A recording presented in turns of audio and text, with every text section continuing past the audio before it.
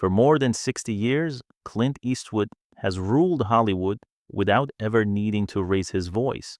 No tantrums, no endless speeches, just a stare, a nod, and a decision. This is the man who turned "Go ahead, make my day" into one of the most iconic lines in movie history. On screen, he's the silent gunfighter who controls the room with a glance. Off screen, he's surprisingly similar: calm, private, and absolutely ruthless about one thing: time. Clint Eastwood hates wasting time. He's famous for running some of the fastest, quietest sets in the industry. No screaming directors, no chaotic rehearsals, no ego-driven drama. Cameras roll early, scenes are blocked quickly, and more often than not, he uses the very first take. His rules are simple: show up prepared, hit your mark, tell the truth, then move on. If you can do that, working with Clint feels like magic. The day flows smoothly, there's no shouting or humiliation, and by mid-afternoon, while other productions are still fumbling with their third setup, Clint's crew is already rapping. But if you slow him down, if you come late, unprepared, drunk, overly artistic, constantly begging for more takes or rewriting scenes in the middle of a shot, something very cold happens. He doesn't explode, he doesn't argue, he doesn't create a public scene, he just quietly makes a mental note. You will never work with him again. For years, people who worked with him whispered the same thing. Clint keeps his own private blacklist, not written on paper, not spoken out loud, but real enough that once your name is on it, the invitations stop forever. This isn't about gossip, jealousy, or petty feuds. It's about a deep clash of philosophy. Clint Eastwood believes movies should be made with momentum and instinct. He hates paralysis by analysis. He trusts the first honest moment that happens in front of the camera. Many actors, especially intense method performers, want the opposite. They want 5, 10, 20 takes. They want long discussions about subtext, motivation, emotional preparation. They want to dive into every line like a therapy session. On some films, that can lead to brilliance. On a Clint Eastwood set, that can get you quietly erased. Behind the calm smile and the gentle "that's enough, we got it," there is a man who will simply never call you again if you disturb the way he likes to work. Insiders talk about a handful of actors, some beloved, some legendary, some tragic, whose names live on that invisible list. They're not there because they were bad actors. They're there because, in Clint's eyes, they brought chaos where he demanded control. Among them, a fragile European star whose emotional storms turned a musical into a grueling battle. A Shakespearean titan whose drinking and lateness shattered Clint's patience. A modern superstar obsessed with endless retakes, unable to trust the first honest shot. A rival tough guy whose intense attitude poisoned the air between takes. A perfectionist megastar who tried to wrestle control away from Clint himself. Each of them collided with the same unspoken law. On Clint Eastwood's set, the director's vision moves forward like a train. If you stand in front of it, it doesn't stop. It just keeps going without you. By the time you reach the end of this story, you may never look at some of your favorite actors or at Clint Eastwood himself in quite the same way. Because this isn't just a list of people he couldn't stand. It's a portrait of a man who built an empire by protecting his time, his method, and his trust, even if it meant cutting people off forever. And it all starts with one of the most haunting actresses of her generation, a woman whose inner turmoil spilled onto the set and left a permanent mark on Clint's memory. Long before Clint Eastwood became the quietly feared director who finished movies ahead of a schedule, he found himself trapped in one of the strangest gambles of his career, a singing cowboy in a troubled Western musical. The film was Paint Your Wagon, cowboys, dirt roads, saloons, and then out of nowhere, musical numbers. For Clint, it already felt wrong. He wasn't a trained singer, he wasn't a theater kid. He was the silent gunslinger from television and Italian westerns, suddenly asked to sing in the cold, mud-soaked wilderness, with cameras pointed at his uncertainty. The whole project teetered on the edge of absurdity. Then Jeanne Zayberg arrived. On a screen, she was breathtaking. Wide, haunted eyes, a fragile smile that looked like it could shatter with one wrong word. She carried the mystique of European cinema. The girl from Breathless, the symbol of a new, fragile, intellectual kind of stardom. But behind that luminous image was a woman in pieces, battling depression under political pressure, constantly judged and dissected by tabloids and authorities. All of that followed her straight on to Clint Eastwood's set. The crew noticed it first. Jean would sometimes wander onto the set late, wrapped in a kind of invisible fog. Not diva lateness, not arrogance, more like someone struggling to push through a heavy door only she could see. When the cameras rolled, she could be stunning. But in between takes, her energy drifted, her focus fractured. Scenes that look simple on paper became emotional minefields. A light romantic exchange between her character and Clint's. A glance, a line, a step closer, nothing complicated. Yet the moment the director called action, the tension began. Jean would hesitate on her marks. She would ask to redo the blocking. She would stop mid-line and quietly say, "I don't believe she would say this." Then she would ask to discuss her character's feelings, her past, her fears, right there in front of a tired crew standing in the cold. On another film, with another director, this might have been seen as dedication, commitment, art, an actress fighting for emotional truth. To Clint Eastwood, who believed in preparation and instinct, it felt like the ground was constantly shifting under his feet. He came from a world where actors showed up ready. You did the work at home, then you came to set to execute. You didn't turn every line into a philosophical debate. You didn't derail the momentum of an entire day to rewrite single sentences in real time. And yet, it kept happening. A simple scene stretched through multiple takes. Jean questioned the motivation, the phrasing, the emotional temperature of each moment. The director tried to accommodate her. The writer tried to adjust. The crew reset lights, props, cameras again and again. Clint stood there, watching the day disappear. He didn't yell, that wasn't his style. Instead, his silence got heavier. His jaw locked tighter. His famous squint turned inward, like he was calculating all the minutes and dollars evaporating into the cold air. On one particularly painful day, the story goes, they were trying to finish a modest, intimate scene. Jean and Clint, close together, a line, a look, a touch of vulnerability. It should have been done in 1 or 2 takes. Take after take, Jean stopped. She wanted a new line, a new approach, a new emotional justification.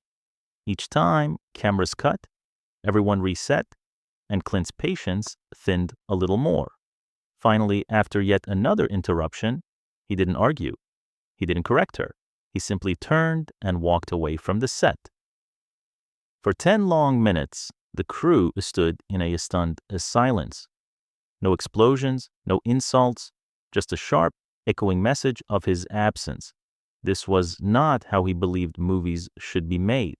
When he returned, his words were flat, almost emotionless. Let's get it done. That phrase became a kind of verdict. The romance on the screen might have looked real, but something behind the scenes had broken. The trust, the rhythm, the ease Clint needed to work, they were gone. And the punishment wouldn't be loud. It would be quiet and permanent. When Paint Your Wagon finally reached audiences, it was met with confusion and ridicule. Critics mocked the estranged hybrid of dusty western and glossy musical. Clint's singing was teased. Gene's performance and vocals were judged harshly. The film became less a triumph and more a cautionary tale. For Clint, it was humiliating. He had taken a risk, stepped outside his comfort zone, and the result was a movie many people pointed to as a misstep. In his mind, all the delays, all the emotional hurricanes on set, all the time lost in circles of overthinking, they became part of the story of why the film felt so out of control. Years later, people would remember him summing up experiences like that with a brutally simple idea. Some actors are brilliant, but they carry too much chaos with them, and he didn't see it as his job to manage their storms. Jean Seberg never worked with Clint Eastwood again. Her life slid deeper into tragedy, more pressure, more scrutiny, more heartbreak, ending in a death that still feels unbearably sad. For film historians, her story is a wound that never quite heals. For Clint Eastwood, her time on that cold, miserable set left something else behind. A new iron rule carved into his mind. He would defend the calm of his productions at all costs.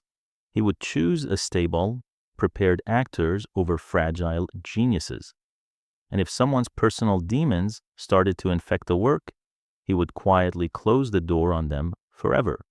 Jean Seberg became one of the first names on his invisible blacklist, not because she lacked talent, but because her inner storm destroyed the one thing Clint Eastwood protects more fiercely than anything else, the steady forward march of the work. If Jean Seberg was a fragile storm drifting across Clint Eastwood's set, Richard Burton was a different kind of hurricane entirely. By the time Clint worked with him, Burton was already a legend, a Shakespearean god, a booming voice that could fill a theater without a microphone. He was the man who conquered Hamlet, who shook the stage with Richard III, who carried himself like royalty even when he was just walking to his trailer. His talent was undeniable. Producers worshipped his name on a poster. Directors dreamed of the gravitas he could bring to a single line. But there was another side to Richard Burton that everyone in the industry knew too well. The drinking, the late nights, the hangovers. Clint Eastwood and Richard Burton first shared the screen in a brutal, snow-soaked World War II thriller, Where Eagles Dare. It was a movie of icy cliffs, dangerous stunts, and careful choreography. Timing mattered. Focus mattered. One wrong move, and a stunt could become a real accident. Clint came in his usual way, prepared, quiet, ready to work. He hit his marks, knew his lines, respected the schedule. There was no drama, no grand speeches. When the director called action, he did the job. When they called cut, he reset, waiting for the next setup. Richard Burton arrived with an entirely different energy. Nights on location were long and cold. The pressure was huge. Burton, already entangled in a stormy, highly public relationship and a long battle with alcohol, often spent those nights not resting, but drinking. The next morning, the crew never knew which Richard Burton they were going to get. The razor-sharp professional, or the man dragging a hangover behind him like a heavy coat. There were days when he was everything his legend promised. He would stride onto the set, glance over the lines and deliver them with a depth and authority that made even hardened crew members go quiet. One take, maybe two, and everyone knew they'd just captured something special. And then there were the other days when he arrived late, days when his eyes were red and unfocused, days when the simple act of remembering, blocking, or hitting a mark looked like climbing out of a deep, invisible hole. On a Clint Eastwood production that was unforgivable, Clint watched as setups dragged on because Burton wasn't ready. A camera, a crane, extras, explosives, a stuntman, all waiting while the film's star tried to fight through a fog of exhaustion and alcohol. Every delay meant more money burned, more energy drained from the crew, more momentum lost. Burton sometimes treated the whole thing with a kind of dark humor. He'd crack jokes about their script, about the action, about the absurdity of what they were doing. To some, that made him charming. To Clint, who took the work seriously even when the story was wild, it felt like a quiet insult to the effort everyone else was making to keep things moving. Clint never confronted him publicly. That wasn't his way. He didn't throw chairs, didn't scream across the set. Instead, he did what he always did. He watched. He counted the lost minutes, the extra takes, the unnecessary waiting. He compared the days when Richard Burton was brilliant to the days when he was barely holding it together, and slowly a decision formed. The final film was a success. Audiences loved the tension, the daring missions, the icy landscapes. Burton's gravitas, combined with Clint's cool, understated presence, created a powerful contrast on the screen. They looked like a perfect team. But behind that illusion, Clint Eastwood had already made up his mind. He admired Richard Burton's talent. He respected the weight he brought to a frame, the power in his voice, the way a single glance from him could change the temperature of a scene. But he also saw the cost. He saw the instability, the unpredictability, the way personal demons hijacked the working day. And Clint Eastwood doesn't gamble with his time. There were no public feuds, no angry interviews, no dramatic quotes tearing Burton apart. Just a simple reality that everyone close to Clint would come to understand. He would never work with Richard Burton again. In Clint's world, that was the final sentence. No shouting, no confrontation. Just a quiet, permanent closing of a door. Richard Burton went on being a legend, burning bright and burning out. Clint Eastwood went on building his own legend, one efficient, tightly run production at a time.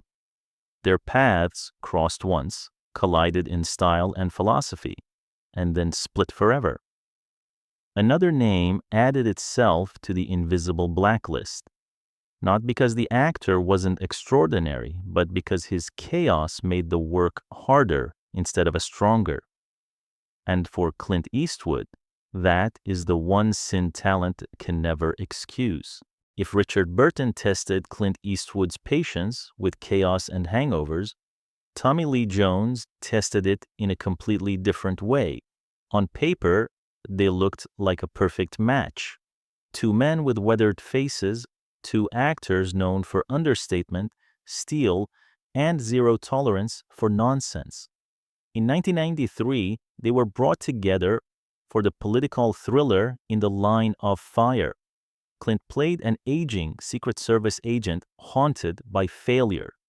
Tommy Lee Jones played the assassin hunting him, a brilliant, bitter former operative who treated the whole deadly game like a twisted performance. Critics later praised the film for its razor-sharp tension, and much of that came from the electricity between Clint and Tommy on screen.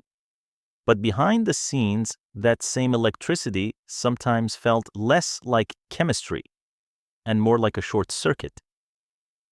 From the very start of production, insiders say The trouble wasn't about talent. Both men were at the top of their game. The problem was method. Tommy Lee Jones approached his role like a man stepping into another skin. Once he was in character, he didn't fully come back out. Even between takes, he carried the same razor-edged hostility, the same mocking intelligence, the same predator's grin that made his villain so terrifying on the screen. For some directors, that kind of total immersion is thrilling. It keeps the energy high. It makes every rehearsal feel dangerous and alive. For Clint Eastwood, it felt like someone had taken a match to the calm, focused atmosphere he worked so hard to build. Clint believed in presence, not performance for its own sake. He wanted actors to listen, respond, and then let go when the camera stopped. To him, professionalism meant being able to turn it on and turn it off without poisoning the space around you. Tommy Lee Jones didn't always turn it off. During rehearsals and intense dialogue scenes, crew members remembered Jones circling Clint like a wolf, staying locked in that antagonistic mindset. He would snap out vicious lines even when the cameras weren't rolling, using the same icy, mocking tone, leaning in close, pressing the tension harder and harder. In one key scene, his character verbally tears Clint's character apart, taunting his failures, ripping into his guilt and aging body. When the cameras rolled, it was electrifying. But between takes, Jones kept the energy blazing, pacing, muttering, sometimes throwing lines at Clint as if the scene hadn't ended. For the crew, it was impressive. For Clint, it was exhausting. According to one assistant on set, there was a moment after an especially brutal take when the air felt thick with Tommy's aggression. The director called cut, but Jones kept pushing, riffing, snarling, still in character. Clint listened quietly, eyes narrowed, jaw set, not in character now, but as himself. Then, in a rare break from his usual calm, he leaned toward his longtime assistant and muttered under his breath, "Life's too short for that bullshit." The tension didn't end there. Tommy Lee Jones was also known for wanting variations. He liked exploring a scene from multiple angles. More rage, less rage, more sarcasm, more menace. That meant more takes. More, let's do it again, I can push it further. For many directors, that's a dream. An actor hungry to refine, to layer, to experiment. But Clint Eastwood had built his entire philosophy on the opposite belief. The first take holds the truth. The first instinct is the cleanest, the most honest. Every extra take risks sanding that truth down into something mannered and artificial. So every time Tommy pushed for another pass, another level of intensity, another tweak, Clint felt not just delayed, but quietly challenged. It wasn't just about time.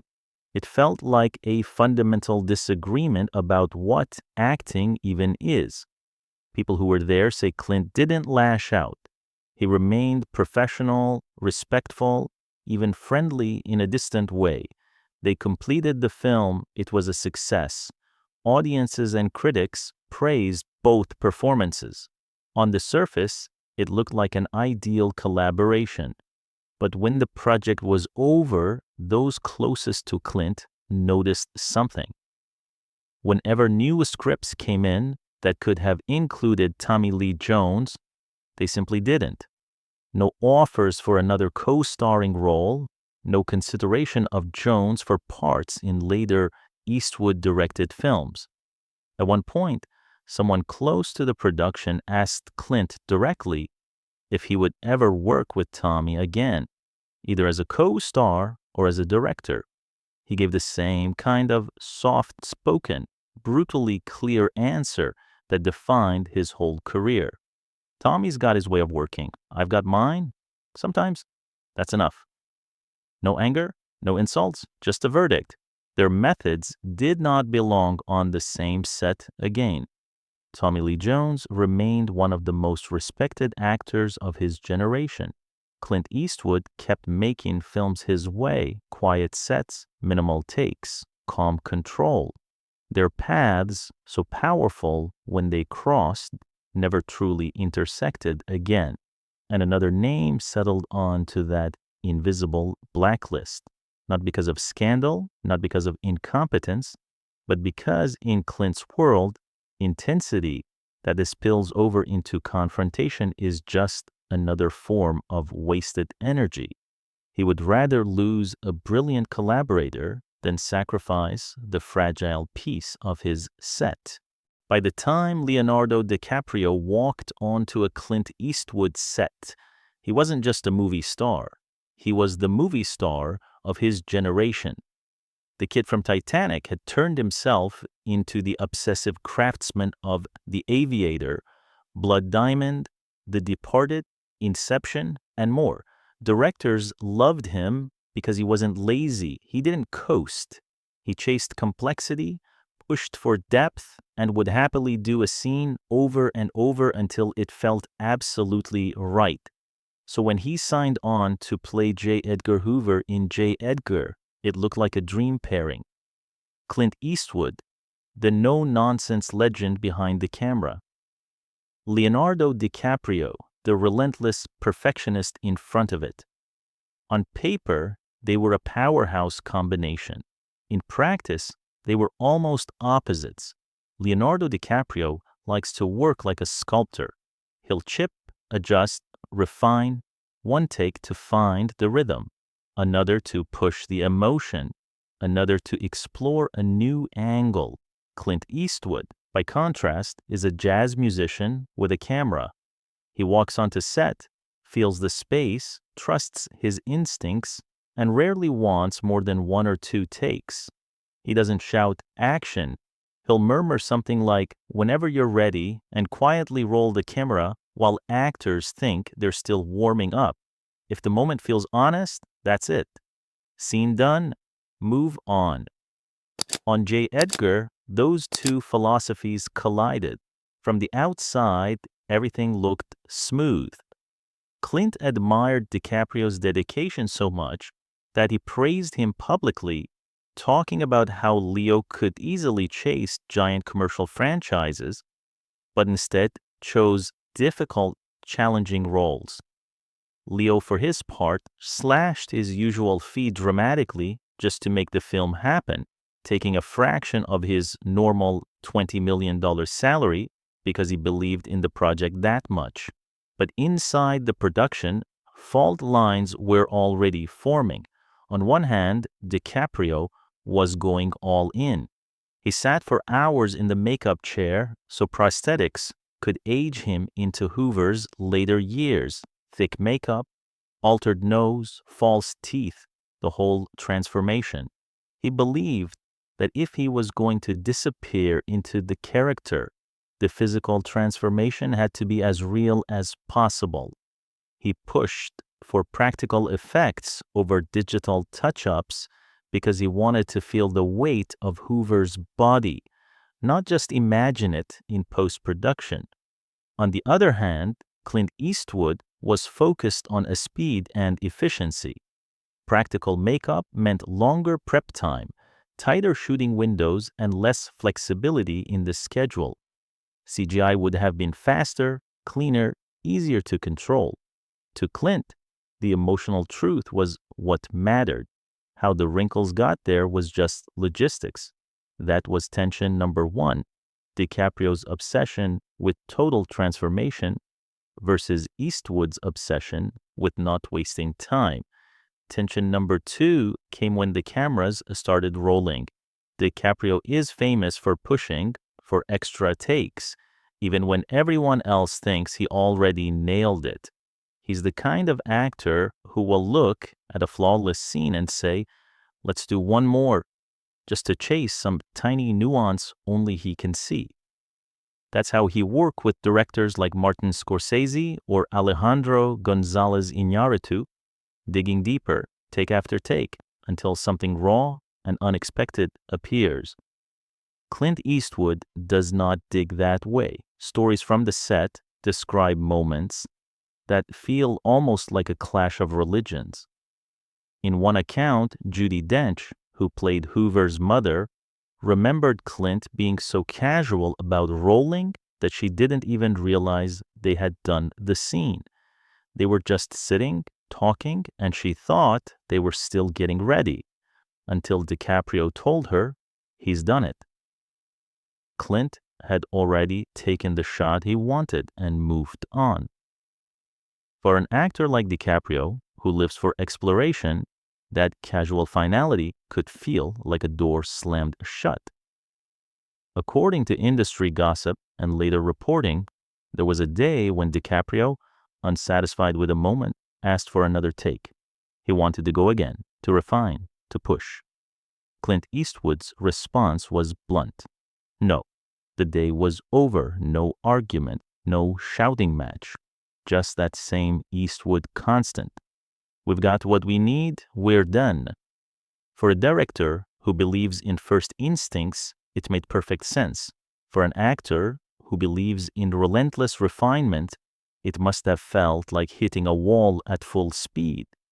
J. Edgar was released to mixed reviews but solid respect. DiCaprio earned nominations and praise for his commitment, for the way he carried Hoover from ambitious young crusader to paranoid old titan. The makeup, the physicality, the voice, it was all there. On screen, the collaboration worked. Off screen, something had cracked. They never worked together again. There were no public insults, no interviews where either man attacked the other. Clint Eastwood kept talking about his preference for minimal takes and natural, unforced performances. DiCaprio kept diving into emotionally punishing roles with directors who embraced his hunger for repetition. Commentators looking back at J. Edgar now often point to it as a fascinating one-time-only collision. Two masters, two methods, one film, and then silence. Did Clint Eastwood put Leonardo DiCaprio on a mental blacklist? Only Clint knows for sure. What's clear is this. Clint values speed, instinct, and forward motion more than almost anything else. Leo values depth, precision, and endless exploration. On J. Edgar, those values met, created something powerful, and then pushed each other away. In Clint's world, that's all it takes. You don't have to be a nightmare on a set. You don't have to be unprofessional, drunk, or rude. Sometimes just working in a way that slows his rhythm is enough to make sure the phone never rings again. In the end, the story of Clint Eastwood's Blacklist is not really about hatred. It's about boundaries. On the surface, Hollywood loves drama. It loves the idea of feuds, grudges, and enemies. It's easy to imagine Clint sitting in a dark room, carving names into a secret list of people he truly hated.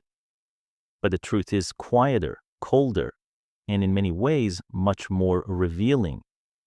Clint Eastwood does not waste his breath on public wars. He does not go on talk shows to attack former co-stars. He rarely says a bad word about anyone on the record. Instead, he does something far more powerful. He simply decides who is welcome in his world and who isn't. Over the years, patterns emerge. Actors who show up late, lost in addiction or chaos. Actors who turn simple scenes into endless therapy sessions. Actors who bring corrosive intensity that leaks off camera and poisons the air. Actors who demand, push, argue, and refuse to trust the first honest take. He doesn't scream at them. He doesn't humiliate them in front of the crew. He doesn't start a public crusade to destroy their careers. He just finishes the movie, smiles politely, and never calls again. That is Clint Eastwood's real revenge. For some, that might sound harsh, but to understand him, you have to look at the life he built.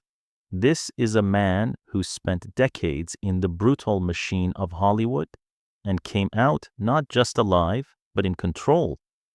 He turned himself into one of the very few actors who could walk behind the camera and to stay there for an entire second career. He did it with a simple creed. Keep the set calm, keep the days short, keep the performances honest. Everything that threatens that creed becomes a problem. And problems in his world do not get a second audition. Does that mean he never forgives, never softens, never looks back and wonders if things could have been different? No one really knows. Clint Eastwood is famously private. Whatever disappointments he carries in silence. He does not explain his decisions. He does not justify the doors he closes. From the outside, all anyone can see are the patterns, actors who gave unforgettable performances beside him or under his direction and were never invited back. Films where the tension behind the scenes seems to echo in the choices he made afterward. Stories whispered by assistants, camera operators, makeup artists, small observations that all point to the same conclusion. Once Clint decides you cost him too much time, too much peace, or too much control, your part in his story is over. And yet, there is another side to this. For the actors who fit into his rhythm, who walk onto his set, prepared, grounded, and ready to trust that first take, he can be one of the most generous directors in the world. Lightning fast days, minimal stress, a sense of trust that's so strong, some performers say they felt freer with him than with anyone else. That's the paradox at the heart of Clint Eastwood. To some, he is the quiet executioner of careers, a man who will never raise his voice, but will erase you with a single unspoken decision. To others, he's the dream director, calm, respectful, free of ego, trusting his actors so completely that he rarely needs more than one shot to find the truth. The Blacklist is simply what happens when you land on the wrong side of that line. Not loud hatred, not open war, just absence, no new calls, no new scripts, no second chances. In a town built on illusion, where everyone seems replaceable and nothing feels permanent, Clint Eastwood did something brutally simple. He decided his time and his way of working were sacred, and anyone who threatened them, no matter how gifted, would not be allowed to threaten them twice. That is the real story behind the names people whisper about. Not gossip, not scandal, but a man who built his entire legacy around one belief. You can fix a bad take. You can rewrite a weak scene, but you can never get back a day that someone wasted. And in Clint Eastwood's world, that is the one sin he does not forgive.